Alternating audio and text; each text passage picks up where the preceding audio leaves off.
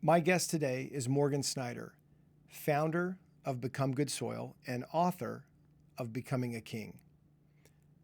Morgan has spent decades helping men recover the ancient path of masculine initiation and life with God.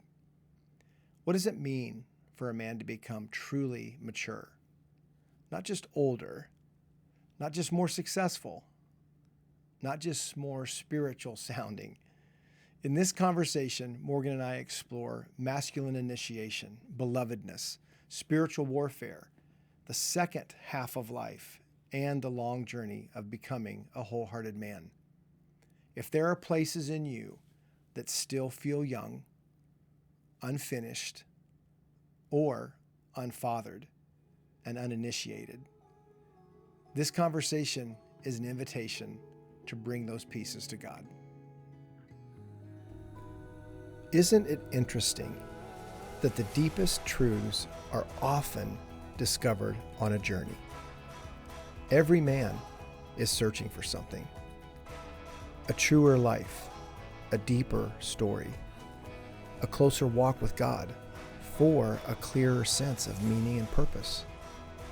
The King's Row is a gathering place for conversations that help us recover what matters most, our true identity, our amazing purpose, and the wild journey and life that Jesus is inviting us into.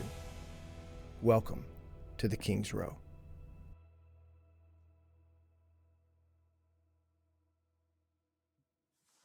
Welcome to the King's Row. I'm Michael Thompson, and I have the privilege of hanging out with a man I admire, a man I appreciate, a man who I've learned from, and a man that I've known for 25 years. We came to Amazing.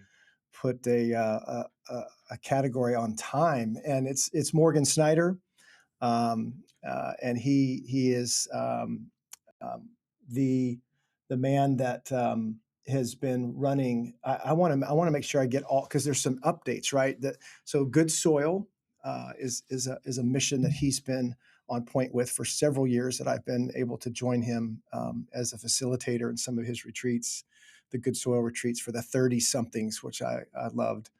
And now there's some new things moving in Morgan's world, and Sherry, his wife's Morgan and Sherry Snyder, and look forward to hearing a little bit more about the Grove and kind of your reentry, right, Morgan? You've just come off a significant time of what I understood: reflection, exploration, and preparation for what's next. And that's eventful. So, man, welcome. I'm so glad you're with me. Thanks, Michael. Yeah, it's actually I notice emotion rise up in me as we get to be together. It was, I think, over 25 years ago where God brought our masculine initiation into this parallel space with which was then the emergence of Wild at Heart. And Right. John hadn't even read written the book yet. He actually finished writing the manuscript. This is a fun fact, in the third row of a rented minivan, driving to my wedding to Sherry, where he was officiating. And so he finished the manuscript, the back of that van. It was 3 lifetimes ago. And you and I both said yes in our Mm-hmm. formation to the deep work of God and masculine initiation, and crossed over with various Wild at Heart retreats and then Right. Become Good Soil. And as you mentioned, you serve faithfully as a facilitator over these younger men, and to watch you live out this path and process sort of a half generation older than me. There was a comfort in it, there was a Mm-hmm. safety. And I think of Google. So when we started this work, Google didn't exist. And they had a tagline when they came out, and their mission was do no harm. And I Mm. remember thinking that's sort of bizarre. And what does that even mean? And like, that doesn't sound like a very high bar. Do no harm. And yet, as I jump on this podcast with you, Michael, and I think about Zoe, I think about the King's Row, I think about King Me, I think about our work in masculine initiation, both in our own hearts and what's come out of overflow. do no harm is actually a pretty Yeah. high bar, Yeah. right? We see harm left and right. So just to name, Yeah. our rites of passage need to be marked. And I'm just marking this moment in our heart of here we still stand, you know, pursuing God, pursuing our wives, pursuing our unfinished work Right. to become wholehearted men and doing our best to not cause harm and to be 25 years into this season and to notice for me what felt like a headwind in my masculine initiation is predominantly a tailwind. It's Yeah. just a fascinating Wild. moment decades in. So I'm really honored to be with you and super excited for this conversation. Well, to steal a line from you, you've championed it's all prelude, Yes, and it here is. The best and is yet to and come. here we go, and having such history yet, but yet this common and significant reality, as you're talking about, of there's more to be Yes. explored, there's more to be discovered, there's more to be found, and I so Yes. appreciate how you've leaned into that. I had to tell you, man. I don't know if you recognize it, but I'm wearing one of the uniforms Awesome. Oh, that's in great. The your honor. facilitator, In become your, good soil vest. I know. I Great. think this was, gosh, almost, yeah, 10 or maybe 8 years ago. I did a few of them, but you've always been an incredible gift giver. Oh, You honor. You have an honor culture. We aspire to have an honor culture. So what you honor men well. And I know I was probably one of the younger facilitators my first yeah, time. you I were. just had turned 50.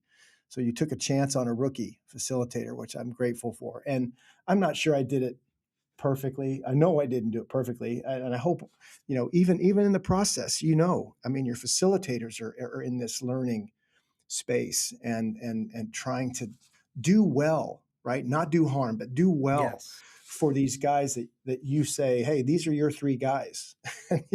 You're like, Yes. holy cow, it's not quite as eventful as they give you that baby to take home, but you've given so many men the opportunity to be present, to listen and honor younger men on their journey. And I think it's yeah. What would you say now? How many years? As good 15 years? Tw- Yeah, yeah, this is the 15th year with Become Good Soil, and it formed out as this sort of deeper masculine discipleship track within Wild at Heart. And it's a long story for another time, Nice. but it's a beautiful process where my apprenticeship, our apprenticeship, Sherry, my wife, and I, with John and Stacy Eldridge, had come to a conclusion. We sensed that in our spirit, and I was the heir apparent to Wild at Heart and to eventually take over and was the plan. But as we prayed and walked with God, we noticed that God was doing something different. Mm, And so we approached John and Stacy, and they're beautiful souls, and they operated out of their deepest maturity, and we did our best, operate our deepest maturity. And what we can say is it's all really good news. It was a year ago, yeah. and healthy and strong relationships. And we bless them to be and do who they are. And I was a young, uninitiated man when I met John. I was actually the age of that my son, Joshua, currently is now, who is a junior in college. Isn't that That's amazing? amazing. Just That, wild. I was that age. And so yeah. it's an entire generation. And we've been formed and planted. And we believe there is a way of being that's entrusted uniquely to us to complement, to come alongside, Yeah. and to focus on leaders and transition to second half of life and become stabilizing presences in a larger community to Hmm. champion, nourish, collaborate with leaders of outposts of the kingdom of God all around the world on a very relational human scale Yeah. over time. So much more to say, but we're honored to have engaged in that discipleship with Wild at Heart. And from that place, Become Good Soil was an incubator where Yeah. I was asking the deep questions of what's the ancient path that Jeremiah 6:16 talks about? Why are so few men thriving? I want to find the oldest, wisest men I can find and say, where'd you find it? What is life? And how do we recover it? how do we become fully whole and alive and bring our strength, as you say in King Me, to become wholehearted kings that can operate in power for the sake of love on behalf of others, Yeah, on not behalf of self others, interest, right. not my need for identity, but from it. And so it was just my faithfulness to love the graduates of the Become Good Soil intensives, and then Becoming a King came out of it. And so it incubated quietly. And so it's matured into more caring for marriages and other leaders, Sure. but it has a heartbeat in masculine initiation. But mostly, Yeah. I'm just excited to be with you here to talk about what are you noticing? What are you seeing in your own soul Mhm. as you are becoming further initiated? What do you see as the dilemma and the desire and the possibility with men?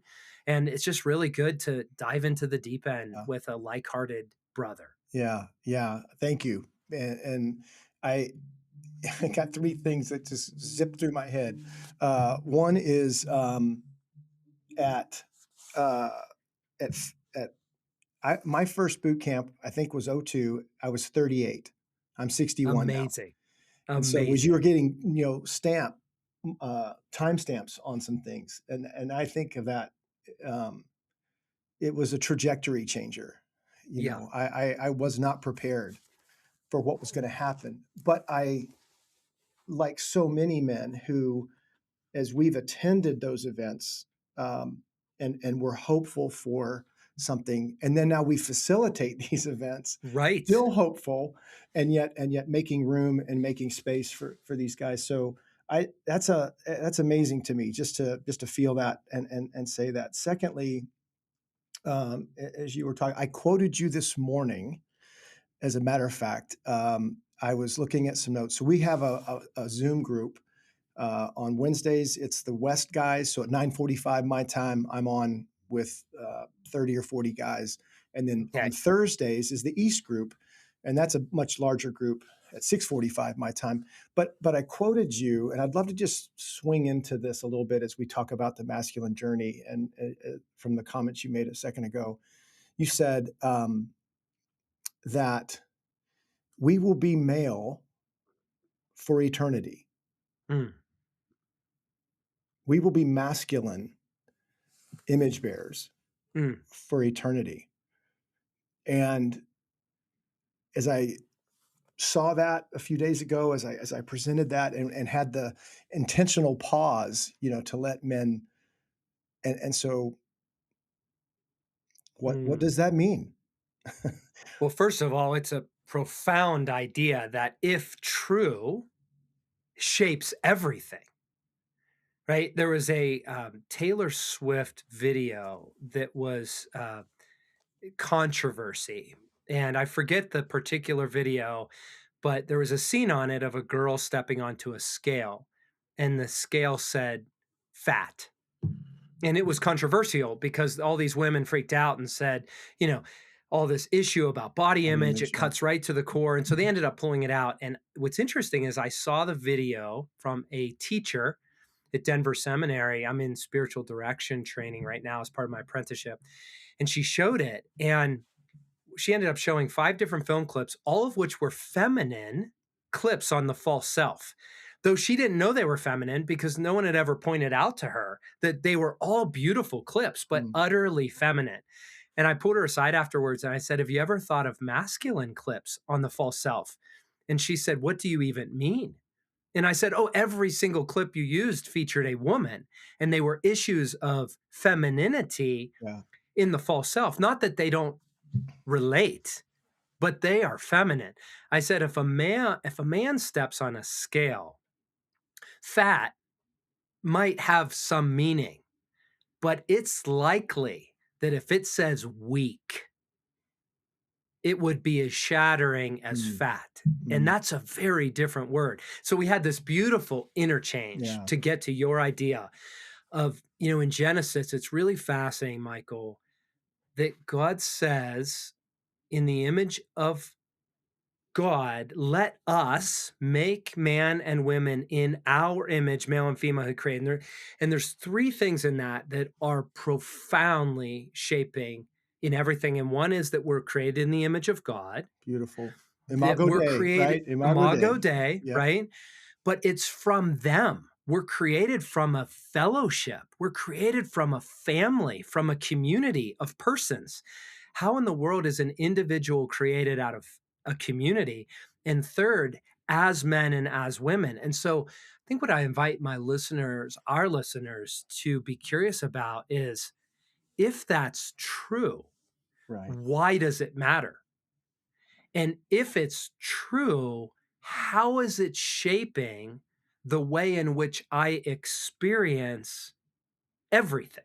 Yeah. Because everything I experience as Imago Dei, from the place of being born from a fellowship and as a man.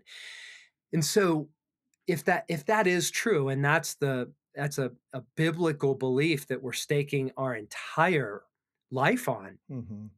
then to know ourselves as men and as women, it is not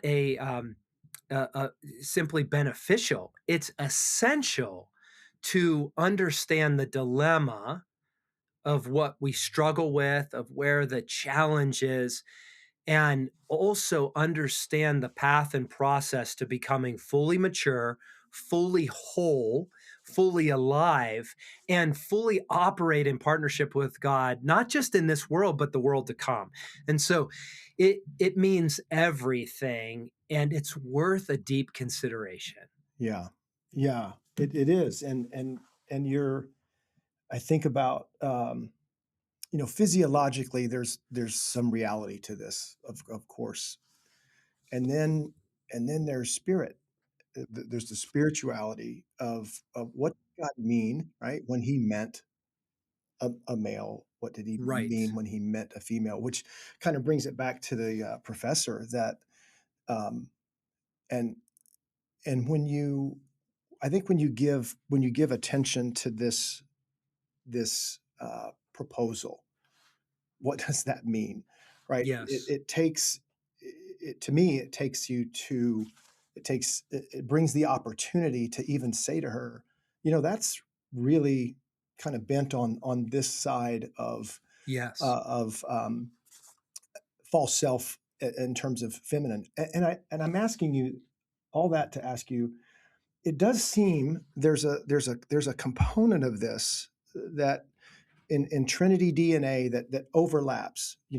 Robin and Michael, Sherry and Morgan, we share significant things in common, and then there's some things that are specific.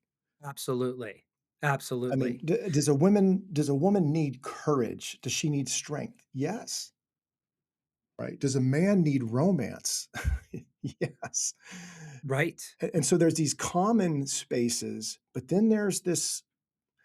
Yeah. How would you Well, and look at here's that? here's what I'd say is the danger, right? Very quickly it becomes a caricature.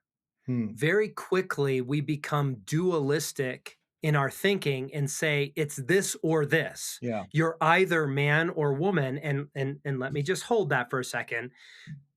So we are creating the image of God, and in God is everything masculine and everything feminine. Hmm. So just hold that for a second. Before he created Adam and Eve, before he created Michael and Robin, everything that is feminine and everything that is masculine is rooted, originates in God. God. Yeah. And so to be a Mago Day, I believe that we carry in our being the fullness of God in some manifestation.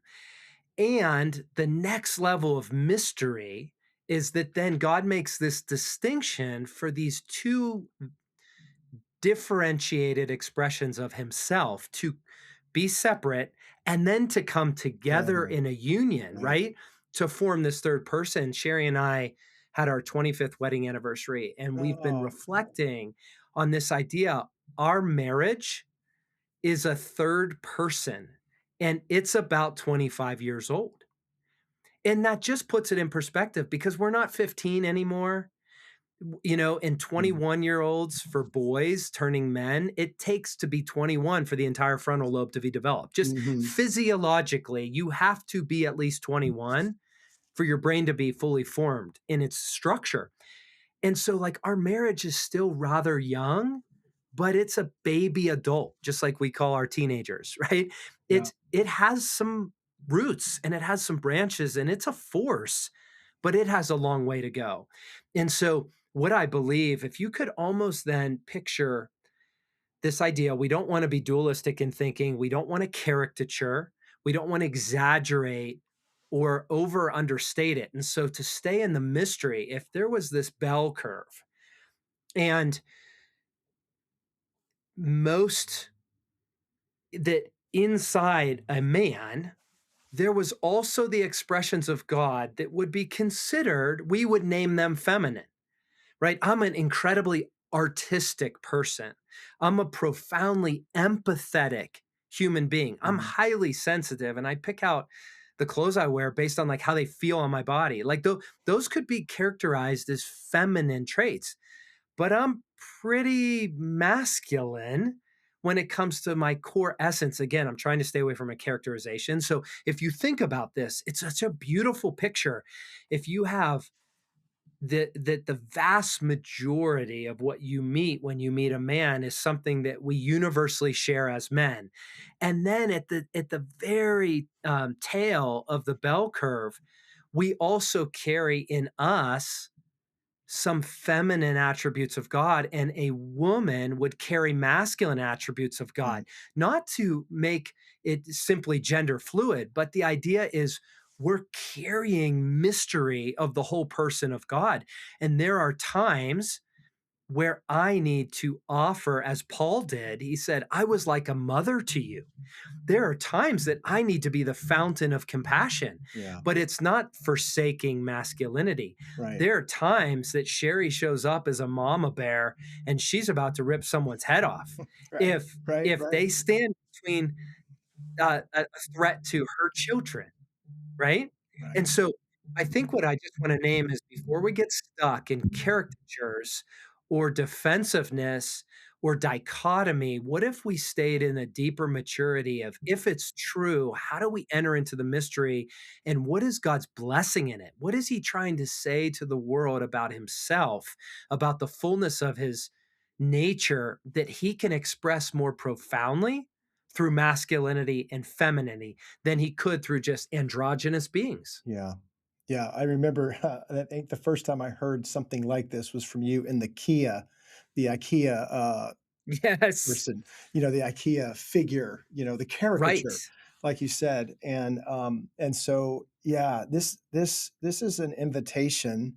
If if anybody begins to move further into a profoundness, and it should be, it's a profound idea that that we contain, that within us is these ability we share in common, but yet are, what would you say, on display, maybe even represented sometimes differently Yes. in the male, in the female, and yet we have beautiful common, um, yeah, Trinity DNA is all I can think of Right. in that space. I've And never. one way, Go ahead.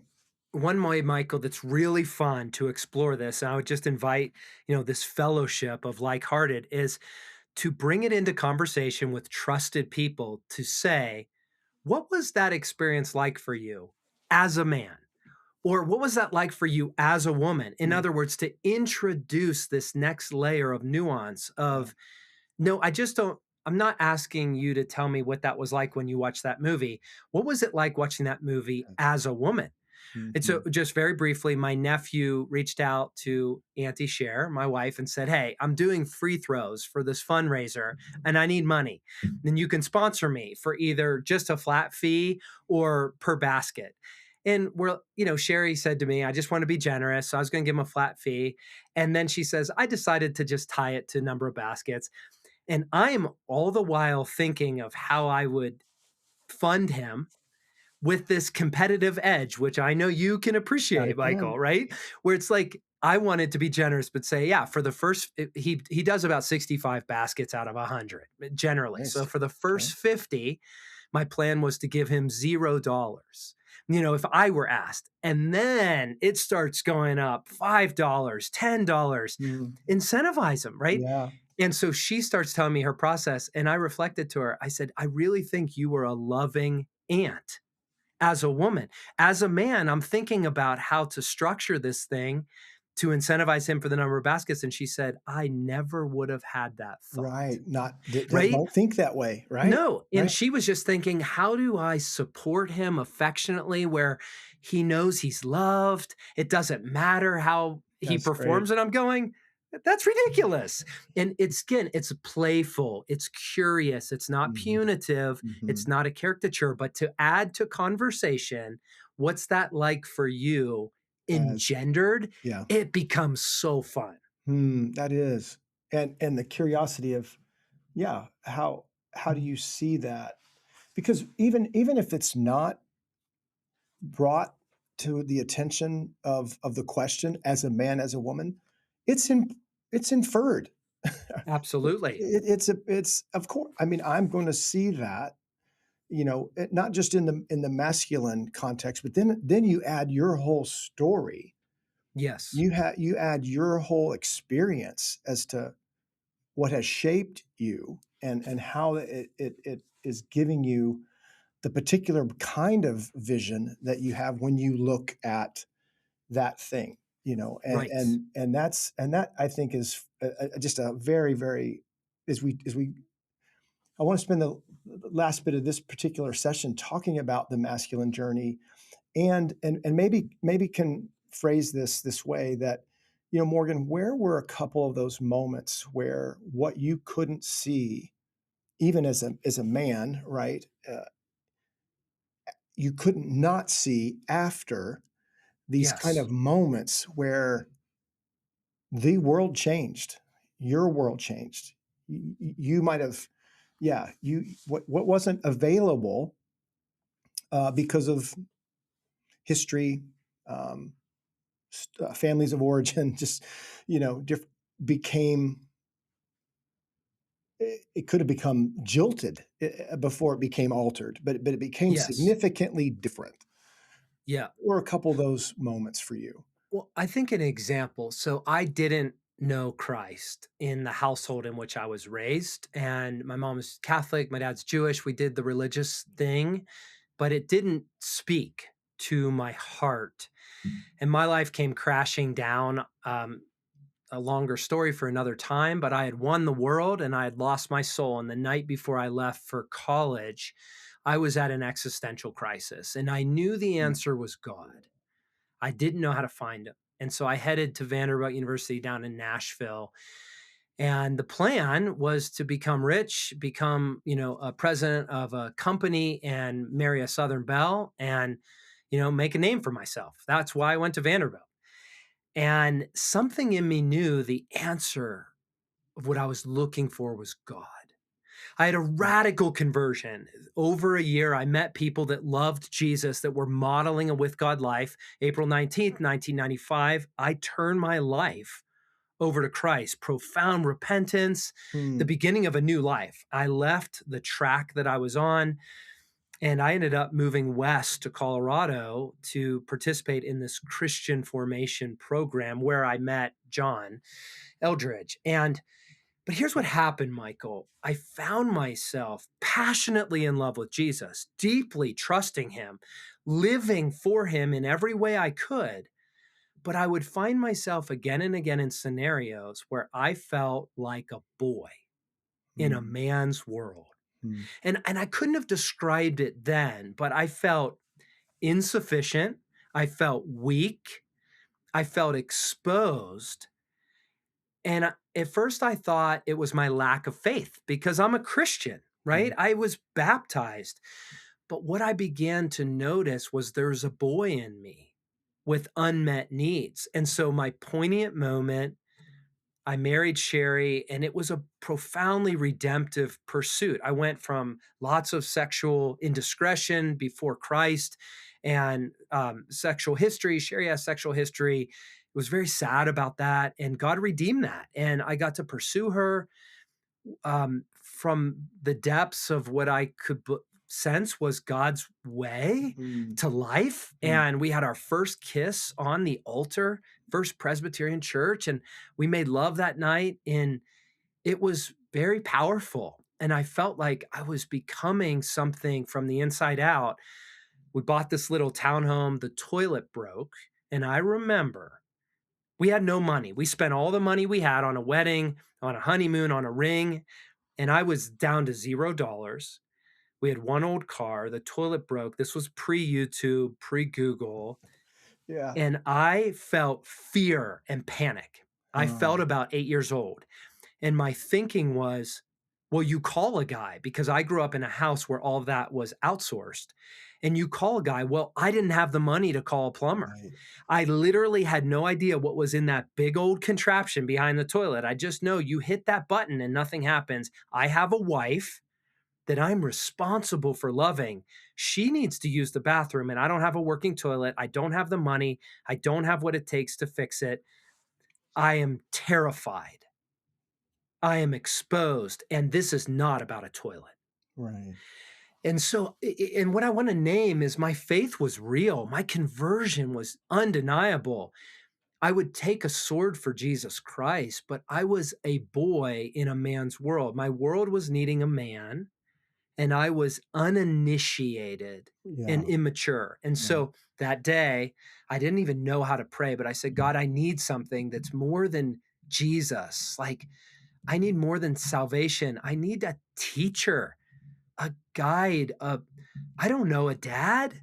And I'm going to Home Depot and I get emotional even saying it because I just sitting in the parking lot of Home Depot feeling 8 years old. And I walk to the plumbing aisle and there's this old man, a foot shorter than me, this precious guy with white hair. And I said, I don't even know what I don't know. My toilet's broken and I need to fix it. And he looked at me and he said, son, I can help you with that. You're at the right place. Oh, man. It wasn't about a toilet. It was the Right. beginning of me paying attention to the uninitiated parts of me Yeah. and Yeah. trusting God not just as a savior, but as a father and a community of men that together could allow my heart to respond to an ancient path that's actually God initiated, God led, God fueled for me to become everything He meant when He meant me as an initiated, wholehearted man. And so now I have hundreds, probably thousands of stories Right. where in my body at 50, I feel like a man, Mm, not a caricature, yeah. but I feel at home in my own skin, still having immense places of struggle and fear and challenge, but it works and Yeah. it matters. Yeah. Yeah. Yeah. There's so, so I think you said at the end there, I mean, those kinds of moments, when you can see an invitation to initiation Mhm, typically mhm. come with that whole package of, I don't know what to do. Yes, I do not know who to ask. And over here, if not on top of you, even in that moment, is this voice of shame. It's absolutely. because it's your fault or something's wrong with you. I had an interesting story. It wasn't down the aisle of Home Depot, but wildly after Wild at Heart, I'm 38 when I go to Frontier Ranch with John and Craig. I think of him a lot. Bart and Gary and yeah, I think you were there. The year, not the year, the first year that I went, but I think I went 4 or 5 times in the next 4 or 5 years, Morgan, and I remember being on the I team with, Yes. Mike, Yeah, the intercession the team. intercession Yep. team, so 6 or 7 of us, and these guys kind of all knew each other. I felt like they had a camaraderie, and man, I felt like I was trying out again. Mm, mm. You know, Wow. I've got a wonderful campus crusade history, 17, 18 years. Yes. Zoe is, hasn't even started yet, Morgan, and Wow. that was '06. But I am back at a place that I have found, um, so significant in my story, and I got invited to be on the conference team in some of these different roles. So I'm there. It's over, okay? It's an incredible weekend, but I have that feeling going in, like I'm trying out. I remember, and and I learned that weekend, I team guys, they are I that's a whole other class. I love the experience, but I don't think I did the I team another time. I came back on some other teams. Those guys are front lines, just holding up shields, literally in the spiritual realm. So it's the end of the weekend, and now we're at John and Stacy's, and they do the dinner. I remember PF Chang's, John, you guys are all exhausted. I think this was must '04, '05, one of those years.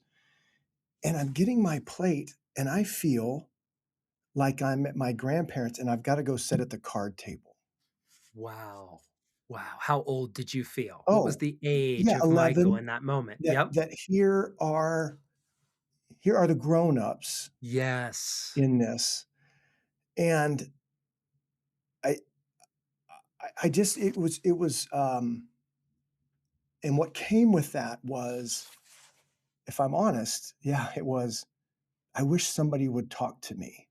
Mm, I'm so 40 I'm precious. 41 years old. on Honored to be there, so excited to be there, and Yes. still, right, these core questions. Does anybody see Right. me? Do they want to be with me? And so those young places, before we started Right. even naming them young places, this Right. some of the care and the healing work has come to identify, more and more Yes. the parts work and the young places. And so anyway, all of that to say, I get the Home Depot row.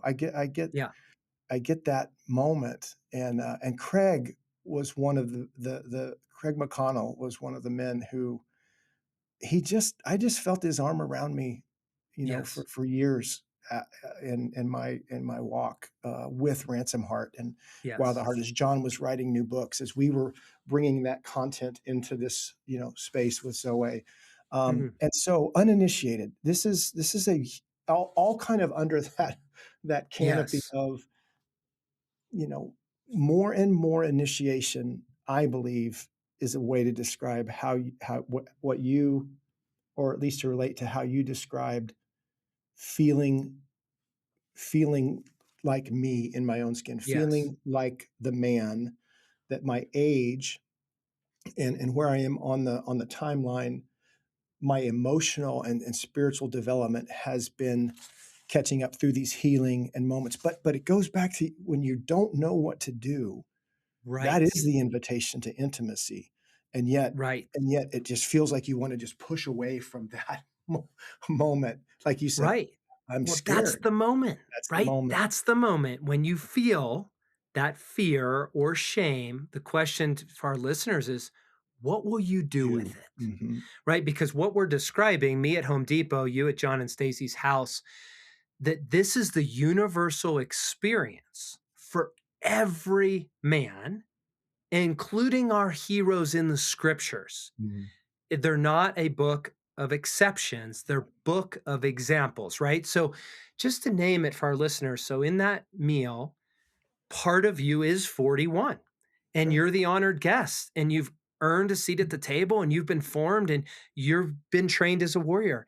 And part of you's 11 and feeling like I just need to go to the kids table, to the card Mhm. table, and will anyone see me?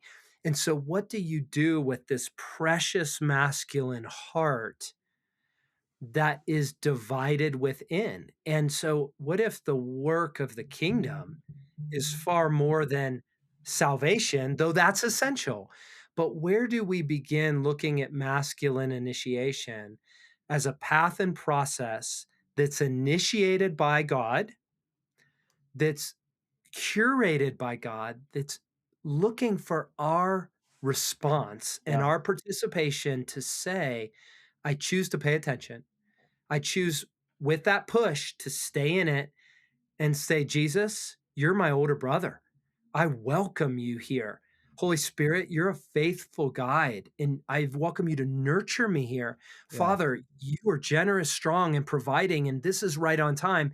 And that this moment of division and disintegration for me at Home Depot, for you at the Eldridge House, is actually the perfect moment for the next step of our initiation into Hmm. wholehearted maturity Yeah. if we're willing to consent to God. Yeah. And that's, as we land this part one, I think that's something that we were, I know we were given the opportunity to see that. It has made such a difference that we then now create environments to help other men see that, and know that, no, this is not an unkindness.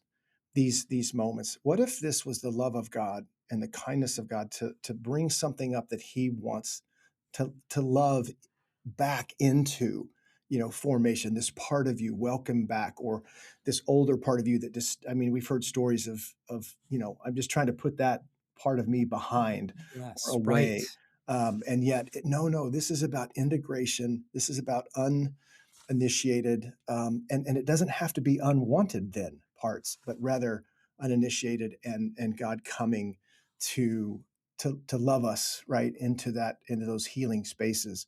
It's a very, very, very powerful idea.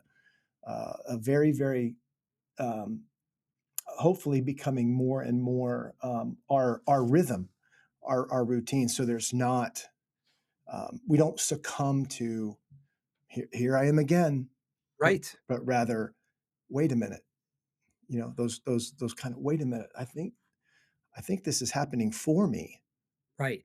And as we're wrapping up, maybe one piece to leave our listeners with a curious invitation, Michael, is what if you were to pay attention currently in your current life? Where do you feel young?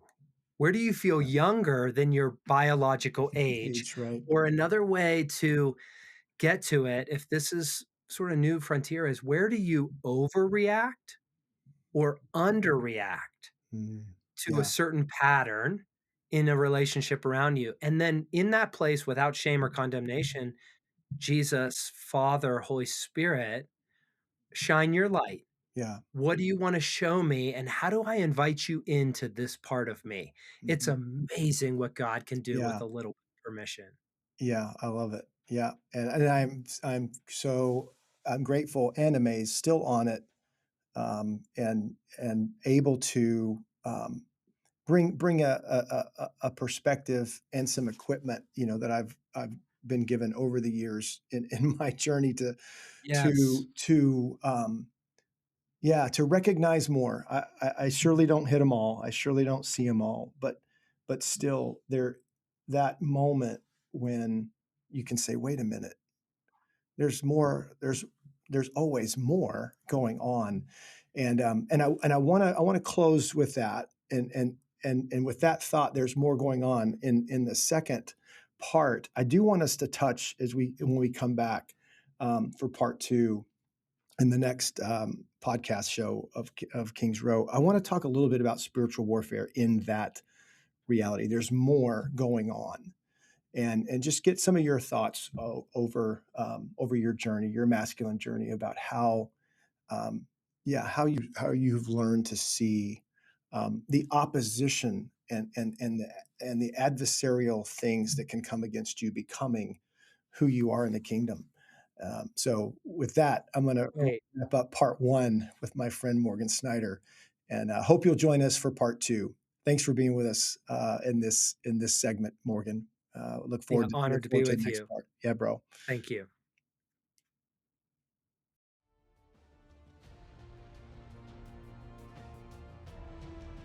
In the game of checkers, the King's Row refers to the farthest row on the game board from a player's starting position.